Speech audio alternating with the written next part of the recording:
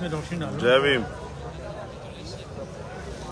अभी हम लोग हैं जंतर मंतर पे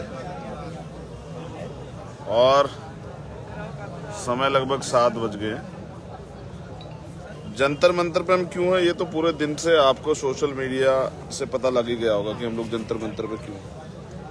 एसएससी जीडी के बच्चे जो हैं आंदोलन कर रहे हैं, 11 महीने हो गए। बहनें भी हैं,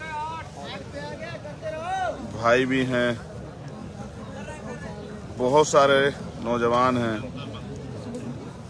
असम की बच्चियां हैं, छत्तीसगढ़ की हैं, झारखंड की हैं, उड़ीसा की हैं, बिहार की हैं, यूपी की हैं, दिल्ली की भी। तो मैं देश के किसी भी कोने में जाता हूं, चाहे वो कोई भी प्रदेश हो, लेकिन समस्या युवाओं के लिए एक ही जगह है, एक जैसी है और एक ही समस्या है, बेरोजगारी। और कुछ लोग सही भी कहे, बेरोजगारी मुझे लगता है कि कोई बड़ा मुद्दा नहीं है। अगर नौजवानों के लिए बेरोजगारी बड़ा मुद्दा होता तो वो इस पे लड़ते। अब ये बच्चे 11 महीने से बैठे हैं, सरकार इनको सुनना नहीं चाहती। अब ये अपनी पीड़ा कहें किससे? अपने देश के गृह मंत्री से, प्राइम मिनिस्टर से, रक्षा मंत्री से, या किसी और? अब ये एक ट्विटर हैशटैग में चला रहे हैं। देखिए, मैं आपको दिखाता हूं मेरे आसपास क्या माहौल है।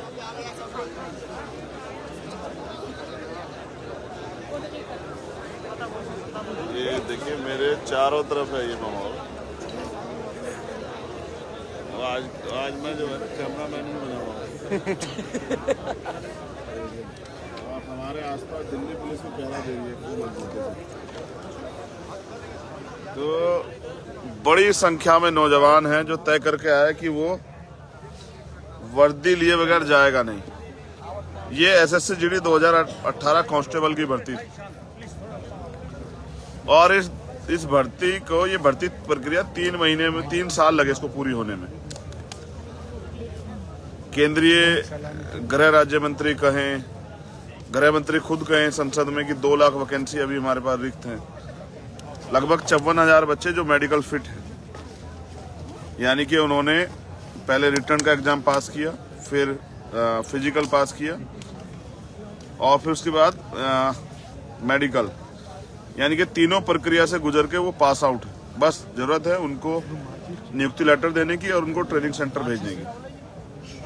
लेकिन ये सरकार देना नहीं चाहती, इसलिए वो लोग यहाँ लड़ रहे हैं। आज सुबह से हम लोग शामिल हैं, उम्मीद कर रहे हैं कि इनकी मांग पे गवर्नमेंट कोई ठोस कदम उठाए और इनको रोजगार मिले। कुछ बहनें ऐसी हैं जिनके 13 महीने का बच्चा है, 14 महीने के बच्चे हैं, 3 साल के बच्चे हैं और बहुत सारी परेशानियां उनकी। कुछ ऐसी बहनें जो अनमैरिड भी हैं, कुछ बच्चियों के बहनों के परिवार, माँ भी आई हुई है, पिताजी भी आए हुए हैं, कुछ के भाई आए हुए हैं साथ में।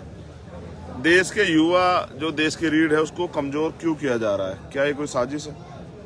या फिर कमजोर इसलिए किया जा रहा है कि देश का युवा जो है उसका चुनावी लाभ धर्म के रूप में भटका के लिया जाए?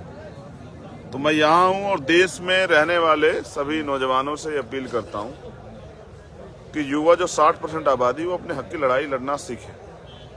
कब तक हम इस देश में जाति, धर्म, मजहब, इन सब चीज़ों में भटके देश की तरक्की से दूर रहेंगे और अपने अपने जो योगदान है देश के प्रति, उसको कब तक हम उससे दूरी बना के रखेंगे, ये हमें सोचना पड़ेगा। अभी आंदोलन जारी है।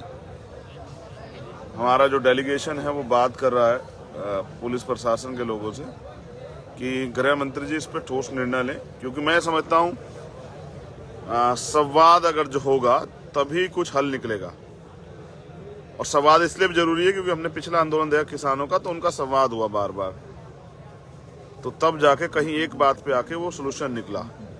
ये भी 11 महीने से आंदोलन दे रहे हैं, लेकिन देश में आप कहीं भी जाएंगे, चाहे 69,000 शिक्षक भर्ती के बच्चों या कहीं भी, वहाँ ऐसे ही कुछ ना कुछ आंदोलन चल रहे हैं युवाओं के और सरकार सुनना नहीं चाहती। मैं तो इनसे ये अपील करूंगा कि एक दिन के आंदोलन सरकार शायद ना सुने तो आपको मजबूती से अपने आंदोलन चलाना चाहिए और मेरा समर्थन इनको तब तक रहेगा जब तक ये जीतते नहीं।